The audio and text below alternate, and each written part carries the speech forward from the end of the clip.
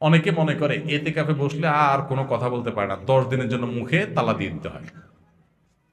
একটা বোগাস কথা, ফালতু মাসালা। কে বলছে আপনাকে এতেকাফে বসলে কথা বলা যাবে না?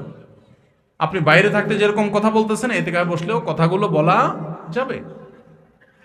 অনেকে মনে করে এতেকাফে গেলে বোধহয় পাথরের মতো থাকতে হয়। না, আপনি বাসায় যেভাবে থাকতেন মসজিদেও ওইভাবেই থাকবেন। শুধুমাত্র মসজিদের আদব লেহাজ যেগুলো, সেগুলো বিশেষভাবে একটু খেয়াল করবেন, ব্যাস এবাদবন্দি করবেন। এতেকাফ এমন একটা আমল ভাই, আমি এখানে যত মানুষ আছেন যদি জিজ্ঞাসা করি আপনাদের জীবনে কার কার রমজানের শেষ 10 দিন মসজিদে এতেকাফ করার সুযোগ হয়েছে, আমার তো মনে হয় না যে 20টা হাতে উঠবে। অথচ ভাইরা, রমজানের সবচেয়ে গুরুত্বপূর্ণ আমলগুলোর একটা হলো রমজানের শেষ 10 দিন এতেকাফ করা।